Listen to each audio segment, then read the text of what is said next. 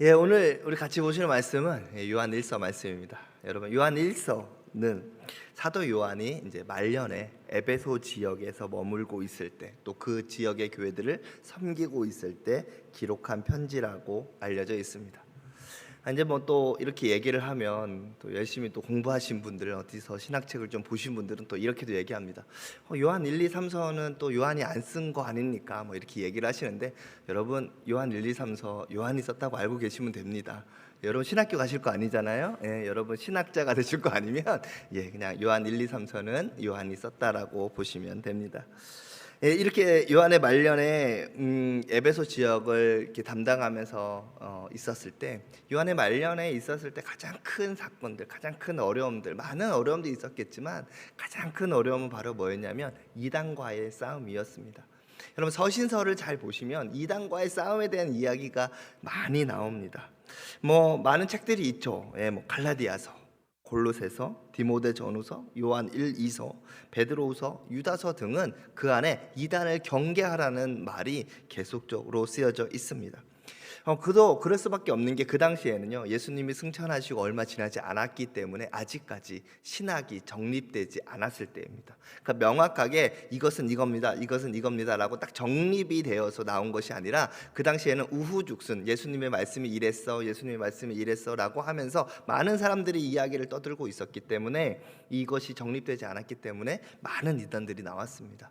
가장 대표적인 이단을 두 가지라고 이야기를 하면, 첫 번째로는 바로 뭐냐면 유대주의자들, 예전부터 할례를 행하고 율법을 행했던 유대인들이 예수 그리스도를 믿고 난 다음에 이렇게 이야기를 합니다. 니네 예수 그리스도로 구원받는 거 맞아. 그런데 너희들 하나님이 우리에게 주셨던, 이스라엘 백성에게 주셨던 할례를 받고 너희들도 율법을 잘 지켜야 돼. 요거까지 같이 포함해 놨던 그런 이단들이 있었습니다. 뭐 대표적으로 그런 것은 갈라디아서가 그런 내용이 쓰여져 있지요. 그리고 나머지 또 하나는, 그 당시에는 이제 그리스 헬라 제국이었잖아요.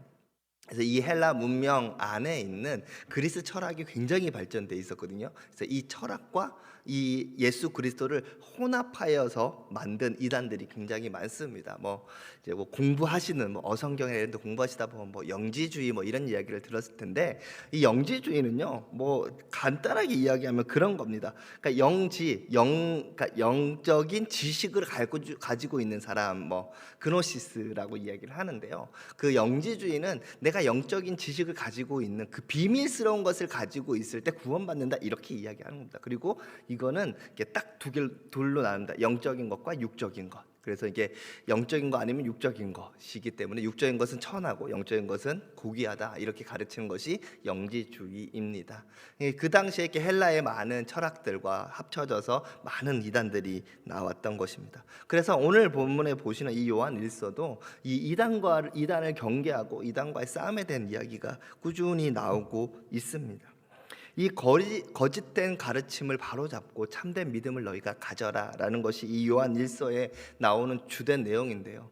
저는 이 요한 1서를 보면서 아주 정말 대단하다고 생각했던 것 중에 하나가 바로 뭐냐면, 이 사도 요한은 이 거짓 가르침과 참된 믿음을 구별하면서 무엇으로 구별했냐면, 너희 안에 진정한 사랑이 있느냐 없느냐로 구별했다라는 거예요.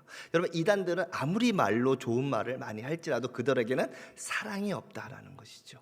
그에 비해서 정말 예수 그리스도를 믿는 우리들은 진정한 사랑 안에 머물러야 한다라는 것입니다. 그래서 그 진정한 사랑 안에 머물고 행하는 사람은 참된 믿음 속에 있는 거고, 그렇지 않은 말만 번지르게 하는 사람은 거짓 믿음, 그다음에 거짓된 가르침 속에 있다라는 것을 이야기하고 있는 것이 이 요한 1서, 이 요한의 지론입니다. 그래서 이제 이 사도 요한은요, 요한 복음부터 썼잖아요. 이 요한 복음부터 줄기차게 강조해온 것이 바로 이 사랑입니다.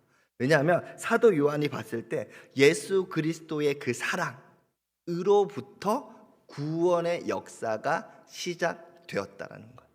예수 그리스도가 우리를 사랑하지 않았더라면 이 땅에 오지 않았을 거고, 예수 그리스도가 우리를 사랑하지 않았더라면 우리를 위하여 십자가에 못 박혀 돌아가시지 않았을 거고, 그럼 우리는 구원에 이르지 못했다라는 거예요. 그 시작점, 어디냐면 예수 그리스도가 우리를 사랑한 것부터 시작했다라는 것이죠. 그것에 대해서 계속 이야기를 하고 있어요. 우리 너무 잘 아는 말씀 있죠. 요한복음 3장 16절. 우리 같이 한번 외워볼까요? 시작.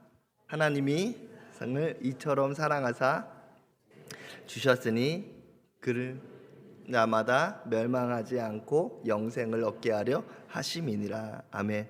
여기서도 뭐부터 시작합니까? 하나님이 세상을 이처럼 사랑하사, 사랑했기 때문에 독생자를 주실 수밖에 없었다.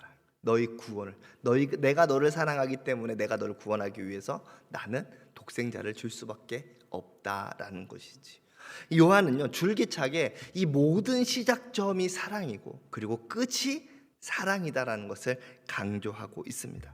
그래서 오늘은요, 그 사랑이 무엇인지 그리고 그 사랑을 우리가 어떻게 행해야 하는지를 같이 한번 나눠봤으면 좋겠습니다. 그래서 오늘 제목이요, 진정한 사랑입니다. 우리가 사랑이라는 단어를 많이 들으면서 떠올리는 것들은 아마 많이 다를 겁니다. 많이 다를 겁니다. 그래서 그 다름이 아니라, 그러면 성경적 안에서의 사랑은 무엇이냐, 성경은 사랑을 무엇이라고 얘기하는지를 우리 같이 한번 살펴봤으면 좋겠습니다.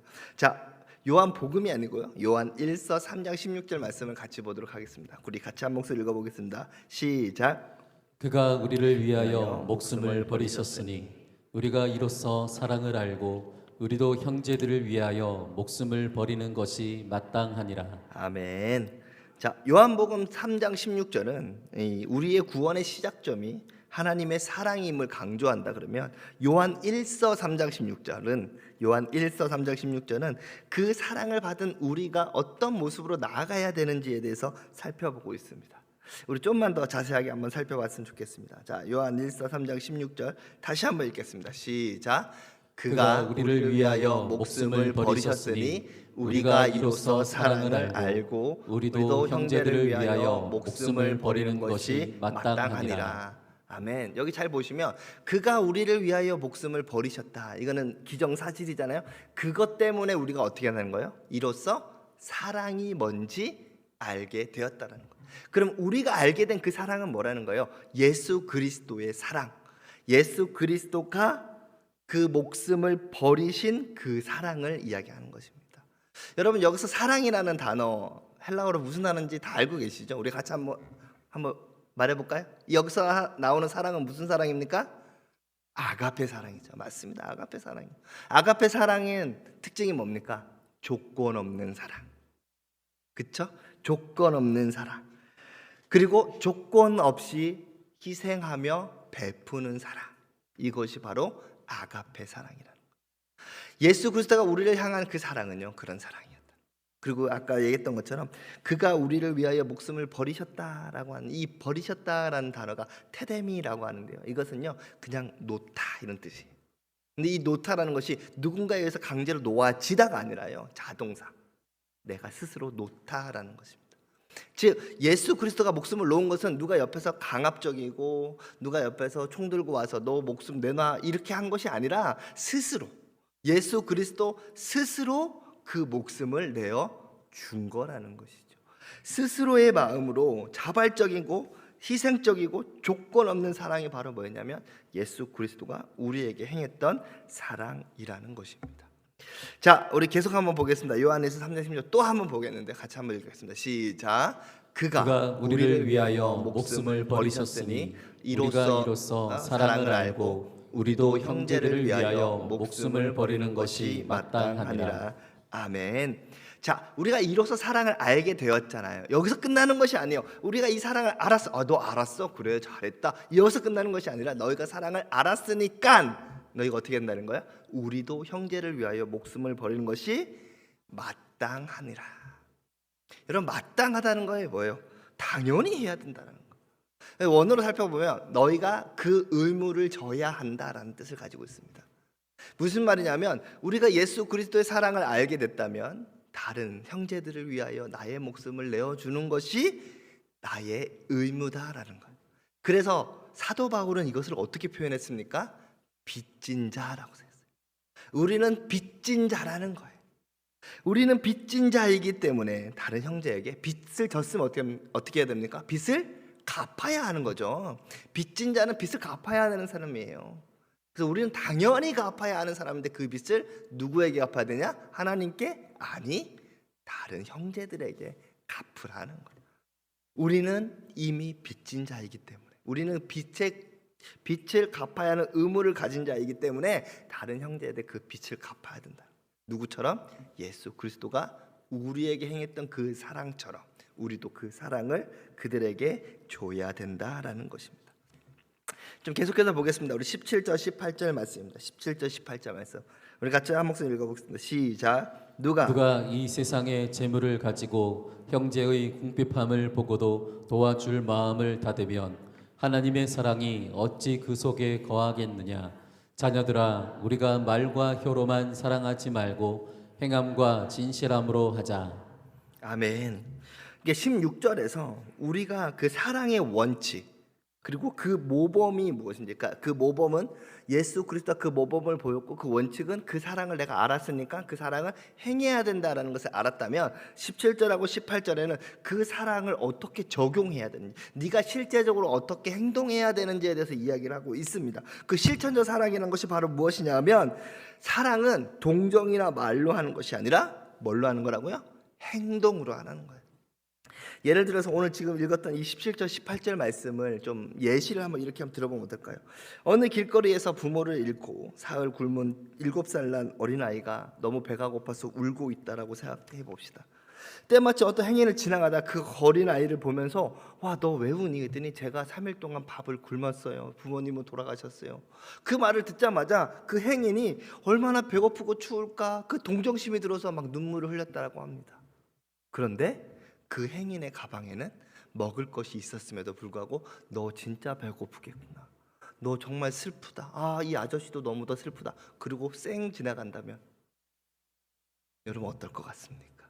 여러분 지금 그게 어떤 모습이라는 거예요? 우리가 지금 하고 있는 모습이라는 거예요. 우리가 말로는 사랑한다 사랑한다 사랑한다고 하지만 우리가 실제적으로는 그렇게 말로 그냥 동정적으로만 할 뿐, 감정의 이입만 할 뿐, 그것에 대한 실제적인 실천은 하고 있지 않다라는 것입니다. 그래서 뭐라고 이야기를 합니까? 눈앞의 형제를 돌보지 않는 사람. 17절 말씀 다시 한번 볼까요? 17절 말씀 다시 한번 보시면, 누가 이 세상을 재물을 가지고 형제 궁핍함을 보고도 도와줄 마음을 닫으면 뭐라고 합니까? 하나님의 사랑이 어찌 그 속에 거하겠느냐. 여러분, 너희들이 진짜 그 마음을 봤어. 그런데 마음을 닫을 때 행동하지 않으면 네 안에 뭐가 없다라는 거예요? 하나님의 사랑이 없다라는 거예요. 하나님의 사랑이 없다라는 거예요. 여러분, 그 똑같은 말이요 4장 20절 말씀인데요, 나오지 않아요? 한번 찾아볼까요? 4장 20절 말씀. 4장 20절 같이 한번 읽어보겠습니다. 시작. 누구든지 하나님을 사랑하노라 하고 그 형제를 미워하면 이는 거짓말하는 자니 보는 바 그 형제를 사랑하지 아니하는 자는 보지 못하는 바 하나님을 사랑할 수 없느니라. 여러분, 보이는 그 사람에게도 행하지 못하는 거 하나님한테 한다고? 너 거짓말하지 마. 네 안에 하나님의 사랑이 있다고? 거짓말하지 마. 네가 행동하지 않는데 네 안에 사랑이 있다고? 거짓말이야. 그거는 네 자신을 네가 스스로 속이는 거야 라고 이야기를 하는 것입니다. 그러면서 18절 말씀에 자녀들아 뭐라고 합니까? 우리가 말과 혀로만 사랑하지 말고, 말과 혀로만 사랑하지 말고 뭘로 하자고요? 행함과 진실함으로 하자. 행함과 진실함으로 하자. 그러면 행함은 뭘 의미합니까? 실제적으로 우리가 그 사랑을 표현하는 걸 말해요. 진실함은 뭐를 말하는 것입니까? 우리의 마음가짐을 말하는 거예요. 너희들의 마음이 진실하게, 그리고 그 진실함을 행함으로 표현하라는 것이죠. 하나님이 우리에게 말씀하시는 그 사랑, 예수 그리스도부터 온 그 사랑, 그리고 우리는 그 사랑을 어떻게 된다는 거예요? 행함과 진실함으로 그 사랑을 표현해야 된다. 사랑은 동정심이 아닙니다. 사랑은 말로 하는 것이 아닙니다. 사랑은요, 구체적으로 하는 것. 그리고 그 사랑은 예수 그리스도의 사랑이 우리의 모범인데, 예수 그리스도의 사랑은 어떤 사랑이라고요?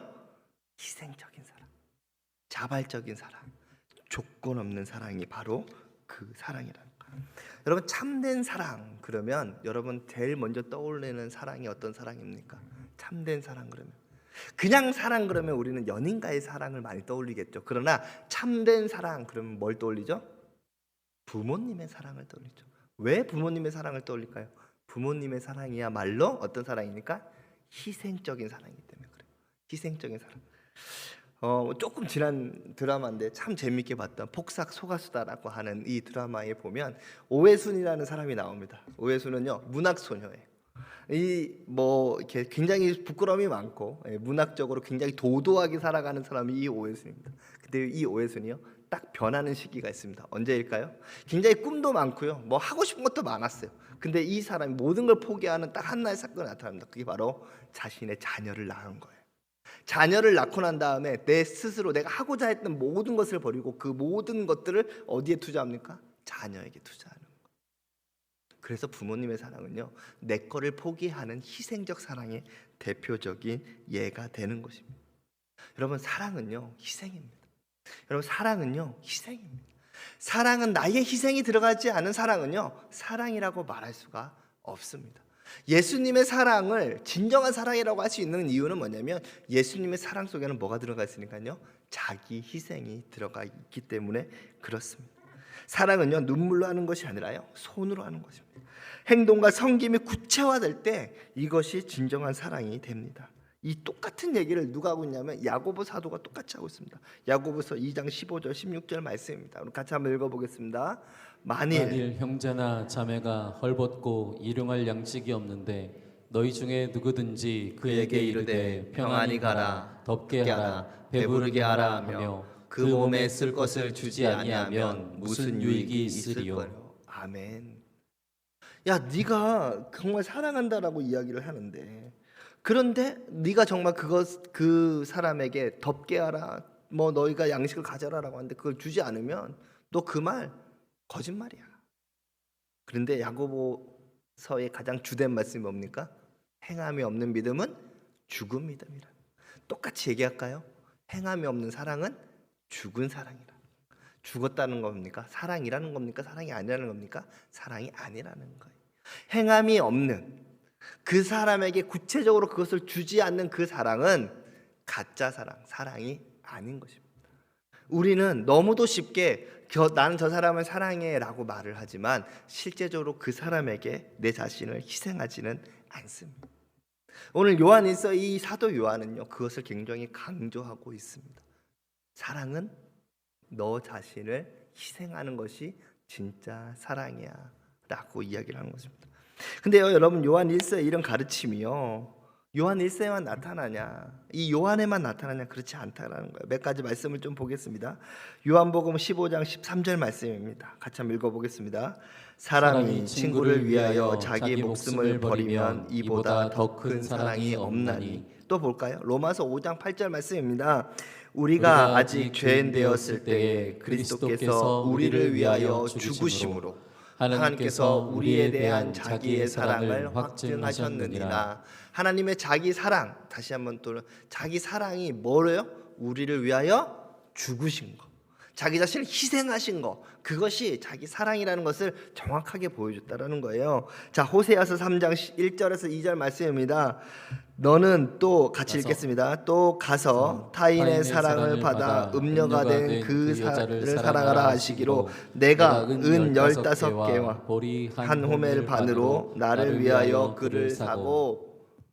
여러분 여기 무슨 내용인지 아시죠? 이 호세아의 그 내용이 무슨 내용인지 아시죠? 나 버리고 도망간 여자 찾아오라는 거예요. 하나님이 그렇게 말씀하신 거예요. 그런데 내 여자였잖아요. 나 버리고 도망갔지만 내 여자였잖아요. 그런데 뭐라고 합니까? 데리고 가려면 너 값을 지불하라 그래요. 그래서 자기가 값을 지불하고 또 데리고 오는 거예요. 얼마나 괘씸합니까? 얼마나 밉습니까? 그냥 데리고 와도 정말 뭐라고 할 판인데 어떻게 합니까? 내 값을 다 지불하고 또 데리고 오는 거예요. 또 말씀 보겠습니다. 고린도서 13장 4절에서 5절 말씀. 사랑은 오래 참고 사랑은 온유하며 시기하지 아니하며 사랑은 자랑하지 아니하며 교만하지 아니하며 무례히 행하지 아니하며 자기의 유익을 구하지 아니하며 성내지 아니하며 악한 것을 기뻐하지 아니하며. 아멘.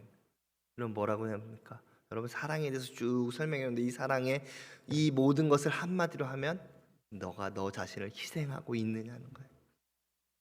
여러분, 사랑의 근본은 뭡니까? 희생입니다. 내 희생이 들어가 있지 않은 사랑은 사랑이 아니라는 거예요. 자, 이제까지 저희가 계속적으로 제가 계속 강조하고 있는 건 뭡니까? 사랑은 희생이다. 사랑은 희생이다라는 것을 강조했습니다. 제가 왜 이 진정한 사랑이 희생이라는 것을 강조하며 설교했을까요? 그건 바로 뭐냐면 진정한 사랑인 희생을 하는 사랑이야말로 예수 그리스도의 제자가 되기 때문에 그렇습니다. 다시 한번 말씀드립니다.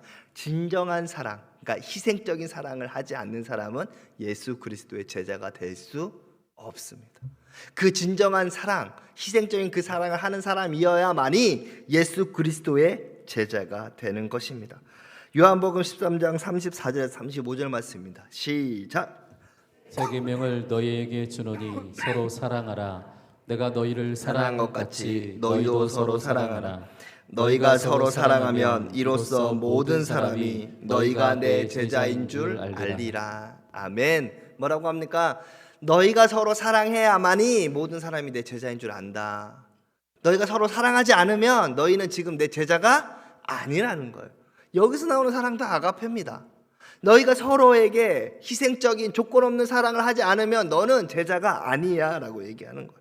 또 있습니다. 마태복음 22장 37절 40절 말씀 같이 읽겠습니다. 예수께서 이르시되 내 마음을 다하고 목숨을 다하고 뜻을 다하여 주 너의 하나님을 사랑하라 하셨으니 이것이 크고 첫째 되는 계명이요 둘째도 그와 같으니 내 이웃을 내 자신같이 사랑하라 하셨으니 이 두 계명이 온 율법과 선지자의 강령이니라. 아멘. 여기 40절 말씀에 두 계명이 온 율법과 선지자의 강령이라고 하는 말은 뭐냐면요, 구약에서 하나님의 명령의 전부라는 거예요.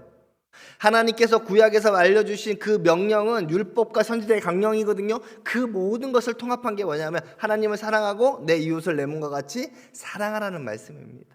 즉 우리에게 주셨던 하나의 조건이 있다 그러면 그건 바로 뭐냐면 내 하나님을 사랑하고 내 이웃을 내 몸과 같이 사랑하라는 거예요. 내 이웃을 내 몸과 사랑하지 않으면 우리는 하나님의 명령을 지키는 사람이 아니라는 거예요. 그것을 할 수 있다면, 너희가 다른 거 다 제쳐놓고 그것을 할 수 있다면 너희는 진정한 나의 제자이고 나의 말을 듣는 사람이 된다라는 것이죠. 아멘. 아멘. 여러분, 우리의 신앙의 목표는요 구원으로 끝나면 안 됩니다. 우리는 너무도 쉽게 우리의 신앙의 목표를 그냥 구원에만 둬요. 나 구원 받았으니까 됐죠. 근데 제가요 정말 안타까운 얘기를 해줄까요? 여러분, 이 제자가 되지 않는 사람에게 구원의 열매가 있을까? 한번 고민해 보십시오. 우리 거기서 머물면 안 된다는 거예요. 나 예수 그리스도 믿어. 나 예수 그리스도 믿으니까 나 구원 받았어. 여기서 끝나는 게 아니라는 거. 예수 그리스도를 믿었다면, 아까 말했잖아요. 행함이 없는 믿음은 죽은 믿음이다. 예수 그리스도를 믿었다면 그것에 해당되는 행동을 해야만이 진짜 믿음이고, 진짜 믿음을 가진 사람만이 구원에 이르를 수 있는 거예요. 근데 우리는 자꾸 어디서 뭡니까? 나 예수 그리스도 믿어. 나 예배 나와. 나 헌금해. 나 11조 해.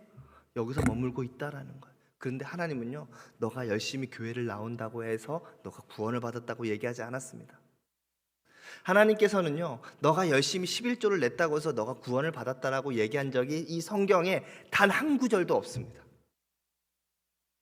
예수님께서 너가 구원받은 그 조건은 행함이 있는 믿음, 진짜 믿음, 믿어야만이 가능하다는 거예요. 믿어야만이. 근데 그 믿음의 진짜의 모습은 뭐냐면 행함이 포함되어 있는 거예요. 그리고 그 행함이라는 것은 내 이웃을 내 몸과 같이 사랑하는 희생적 사랑이 같이 포함되어 있다라는 거예요.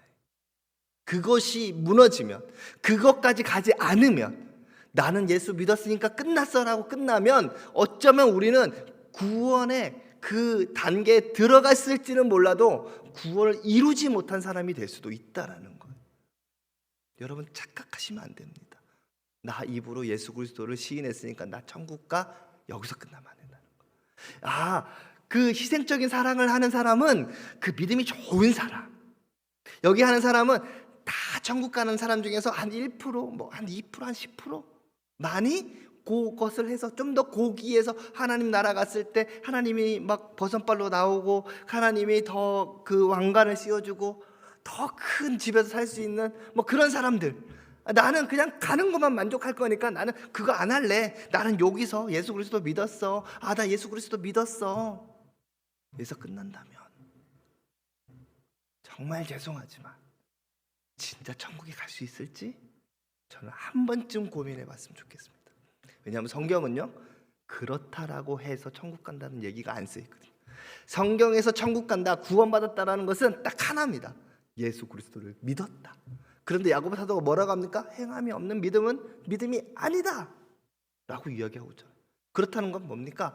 내가 내 이웃을 사랑하는 그 행함이 있는 믿음이야말로 진짜 믿음이고, 내가 거기까지는 기본적으로 가야 된다는 거예요. 여러분, 우리 기본을요 너무 낮게 보지 마십시다. 우리가 신앙의 기본을 너무 낮게 보고 있어요. 난 여기면 됐어. 난 여기서 머물면 됐어. 근데 아니에요. 성경에서 말하고 있는 이 신앙, 믿음의 기본은요 여기 있어요. 우리가 생각하는 것보다 더 높이 있습니다. 거기가요 기준점이에요. 여기가 기준점이 아니라요 여기가 기준점이라는 거예요. 그래서 우리는 어디를 향했어요? 기준점을 넘어가야 된다. 제가 기도하면서 이 설교를 준비한 이유가 있어요. 바로 뭐냐면 점점 믿는 자들의 희생이 없어지고 있어요. 너무 여기서만 머물고 있어요. 희생은요 좀 특별한 사람만 한다는 거 생각해요. 우리 장로님들만 한다고 생각해요. 우리 중직자들만 한다고 생각해요. 저 권사님만 한다고 생각해요. 그거는 그 사람들이 하는 거지. 나는 평신도잖아. 나는 거기까지는 안 갈래 라고 생각한다는 거예요. 믿는 자의 희생이 당연한 것에도 불구하고 희생은 없어지고 믿음을 나의 감정으로, 나의 필요를 하는 대체하는 것으로 우리는 그것을 삼아버리고 있다라는 거예요. 나 예수 믿었어 라고 하는 이 감정에 나는 머물고 마는 거예요.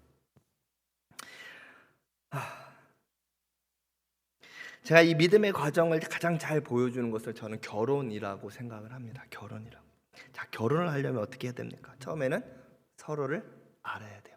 내 배우자가 될 사람을 알아야죠. 알아야 만날 거 아닙니까? 그렇죠? 그래서 누군가의 소개로 하든 아니면 그냥 뭐 우리 교회에서 서로 아는 사람끼리 결혼을 하는 것처럼 한 공간에 있든 둘 중에 하나입니다. 누군가의 소개라는 것을 신앙적으로 풀어보면 이렇게 풀 수 있겠죠? 누군가의 전도를 받아서 하나님을 처음 알게 된 사람. 한 공간 안에 있었다는 얘기는 원래 태어나면서 그냥 교회 공간 안에 있었던 사람. 여러분, 여기서 시작하는 겁니다. 믿음은 여기서부터 시작하는 거예요. 그러다가 어떻게 됩니까? 뭐가 맞아야 돼? 결혼하려면 눈이 맞아야 되죠. 눈이 맞아야 돼요. 그 사람에 대한 호감을 가지게 돼야 되고 그 사람을 향한 두근두근한 마음을 가져야 돼요. 여러분, 이것이 바로 무엇일까요? 우리가 하나님을 만났다라고 하는 거예요. 여러분, 교회는요 여기에다가 굉장한 집중을 합니다. 여름 수련회 왜 하죠? 여름 수련회 왜 합니까?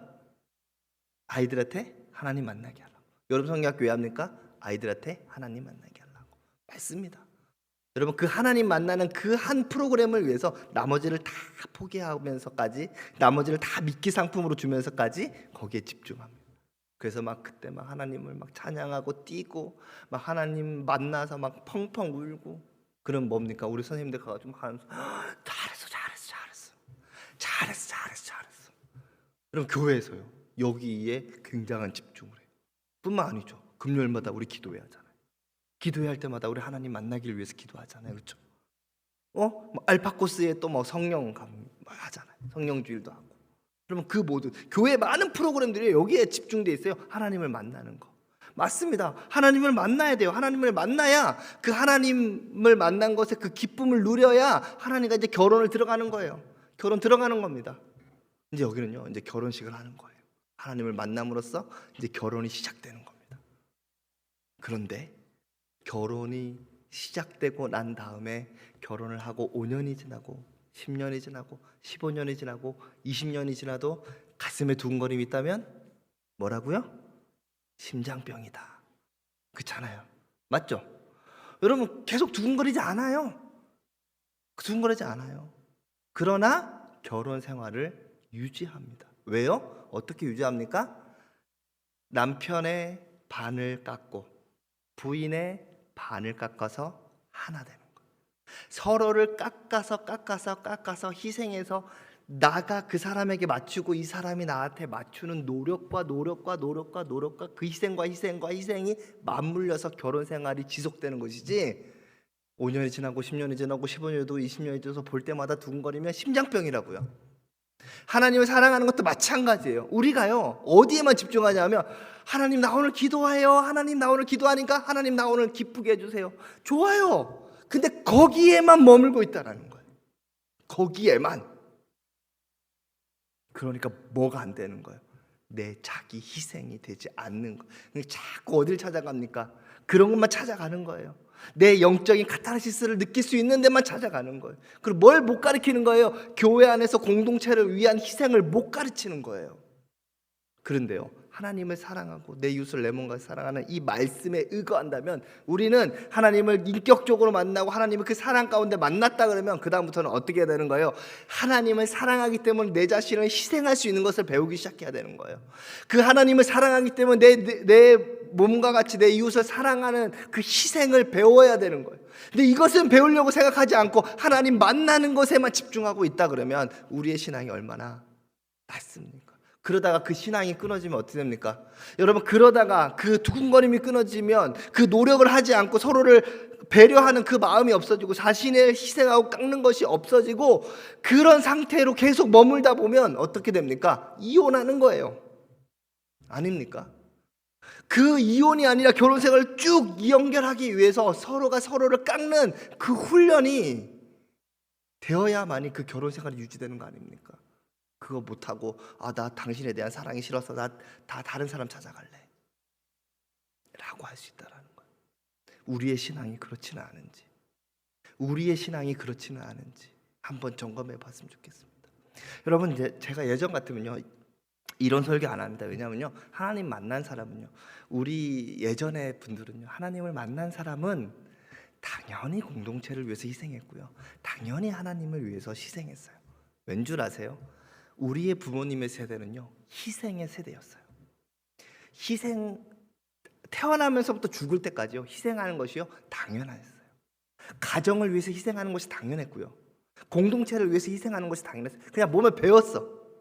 그냥 회사에 들어가서 내 마음대로 되지 않는다고 해서 회사의 이익을 위해서 희생하는 것이요 당연했어요. 안 그랬습니까?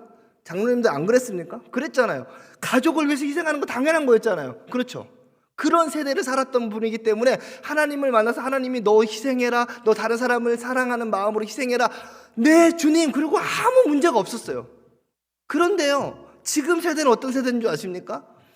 희생이 아니라 나에 집중하는 세대가 돼버렸어요. 나만 생각하는 세대가 돼버렸다고요. 그러니까요, 희생이라는 단어가 생소해요. 희생이라는 단어가 나한테 와닿지 않아요. 그러니까 하나님 앞에 못 가는 거예요.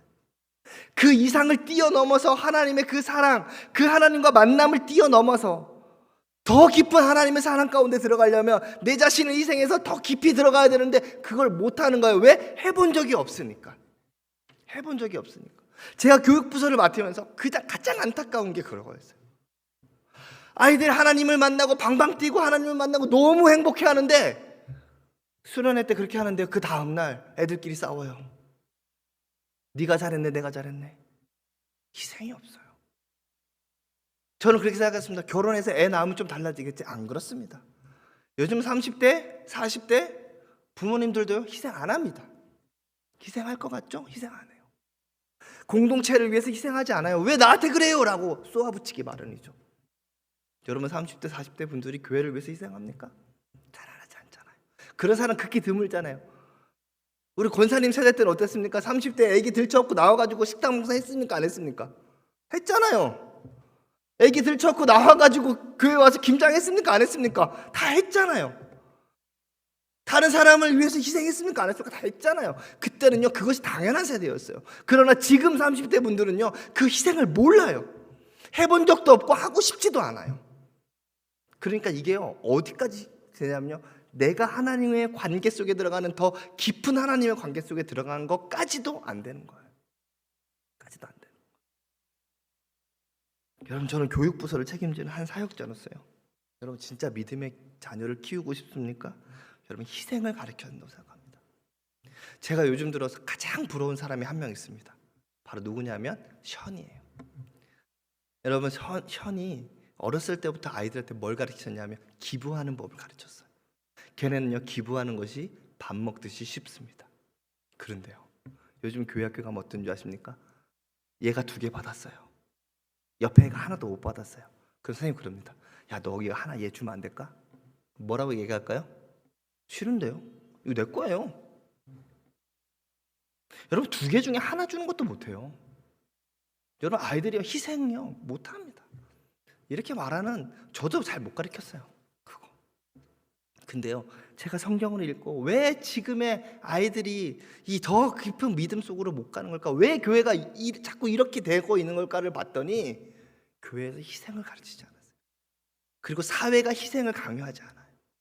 사회가 희생을 가르치지 않아요. 그런데요, 기독교인은요, 그리스도인은요, 하나님을 믿는다라고 하는 거는요, 그 믿음의 밑바탕 안에는요, 희생이 기본으로 들어가 있습니다. 여러분, 희생을 가르치셔야 돼요. 교회 학교 선생님들 희생을 가르쳐줘요. 공동체 생활하는 법을 가르쳐 주셔야 돼요. 누군가를 위해서 내 것을 줄 수 있는 것을 가르쳐야 돼요. 학부모님들 희생을 가르쳐 주셔야 돼요. 그리고 그거를 우리 학부모님들부터, 교사들부터, 우리 교회의 중직자부터 먼저 보여주세요. 좀 죄송해요. 우리 60대 넘으신 분들에게는 너무 죄송합니다. 왜냐하면 이분들은 어렸을 때부터 희생했는데 끝까지 희생하라고 얘기하니까 너무 죄송해요. 그렇지만 하늘에 상급이 있을 겁니다. 아멘. 아멘. 근데 우리가 못 배웠어요. 우리 세대가 못 배웠어요, 희생을. 그래서 그 희생을 잘 못 가르치고 있어요. 여러분, 이 희생을 가르쳐야 돼요. 그것을 가르칠 때 아이들의 신앙은 단단해질 겁니다. 그 아이들의 신앙은요, 단단해질 것을. 가정에서 아이를 키우고 계십니까? 희생을 가르쳐 보십시오.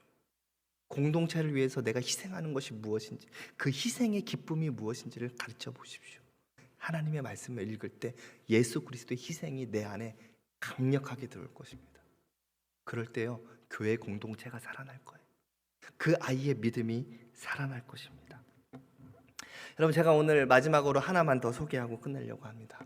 여러분, 교회 안에는요, 희생을 배울 수 있는 공간이 많이 있습니다. 희생을 배울 수 있는 공간이 많이 있어요. 그 중에 가장 크게 희생을 배울 수 있는 공간이 어딘지 아십니까? 어디일까요? 교회 학교 교사입니다. 첫째도 교사, 둘째도 교사. 제가 교육부서 담당이잖아요. 여러분, 정말 희생을 배우고 있습니까? 교육부서 교사를 해보십시오. 저희 교사 한 분이 저하고 이야기를 하다 이런 얘기를 하다가, 목사님, 저는 평생을 살면서 을이지만 갑처럼 살았어요, 이렇게 얘기를 했어요. 평생 살면서. 그러니까 이분이 일을 참 잘하는데, 이게 누군가의 밑에서 일을 해도 자기가 할 주장은 다 하고 살았다는 거예요. 자기는 을이지만 늘 갑처럼 살았다라고 이야기를 해요.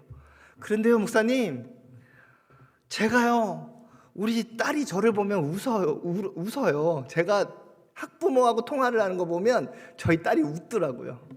왜냐하면 철저하게 을로 살거든요. 여러분, 교회학교 교사는요, 철저하게 을로 삽니다. 여러분, 부모는요, 내 애잖아요, 쥐어 받기라도 하죠. 교회학교 교사는요, 쥐어 박지도 못해요. 기껏한다는 소리가 뭔지 아닙니까? 너 목사님하고 면담할 거야. 끝입니다. 가장 크게 이게 아이들의 협박이에요.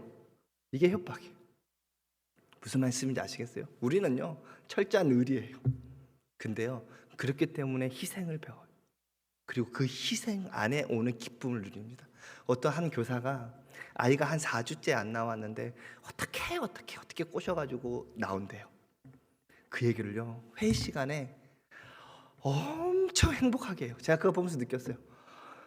걔가 선생님한테 해주는 게 뭐가 있다고. 4주를 쫓아다니면서 얘 한번 나오게끔 하고, 나온다니까 그 행복한 표정을 짓느냐고. 여러분, 이게 뭡니까? 이게요, 희생의 기쁨이에요. 내가 보낸 그 희생으로 누군가 한 명의 생명이 살아난다면 그 안에서 오는 기쁨, 그것이 희생입니다. 여러분, 희생을 배우고 싶습니까? 교회 학교 교사에 지원하십시오. 여러분, 철저한 을로 만들어 드리겠습니다. 부모님한테 설설 겨야 되고요, 아이들한테 설설 겨야 되고, 그럼에도 불구하고 얼마나 아이들한테 많은 삥을 뜯겨야 하는지 제가 철저하게 보여줄 수 있습니다. 매주 아이들은 묻습니다. 선생님, CU 안 가요? 선생님, 배가 고파요? 선생님, CU에 신제품이 나왔어요. 그럼 선생님은 또 지갑을 셉니다. 사줘야 되나 말아야 되나. 부모님이 뭐라고 하면 부모님이 뭐라고 하는 것에 반박 한번 못합니다. 제가 그걸 옆에서 보면 참 마음이 아파요. 우리 교사들 보면서. 그래도 내가 맡은 아이니까 내가 해야지 라고 생각하며 부모님이 뭐라고 하면 예, 제가 잘하겠습니다. 한 번만 아이 보내주십시오. 한 번만 아이 보내주십시오. 한 번만 아이 보내주십시오. 근데요, 그 안에 기쁨이 있어요. 여러분, 그 기쁨 누렸으면 좋겠습니다. 교회 학교 교사 많이 지원해 주시고요. 여러분, 교회 안에서 희생 많이 해보십시오. 그럴 때 예수 그리스도의 희생이 나에게 더 다가올 줄로 믿습니다. 아멘.